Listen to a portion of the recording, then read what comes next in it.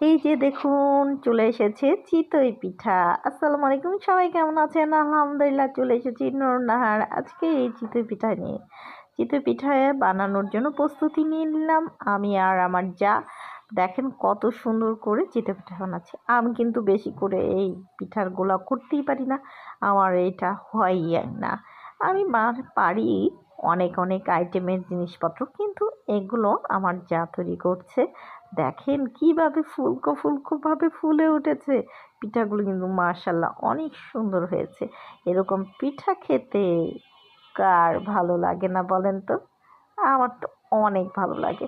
এগুলো খেতে চলে যাই আমরা বিভিন্ন জায়গাতে, বিভিন্ন রাস্তার ধারে, নয়তো বা কোনো দোকানে, কোনো রেস্টুরেন্টে।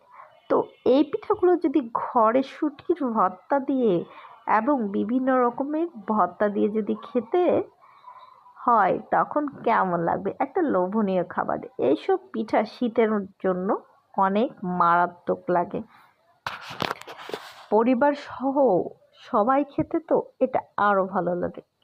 দেখেন কত সুন্দর পিঠাগুলো ফুলে উঠেছে, এরকম 1 খোলা 2 খোলা 3 খোলা।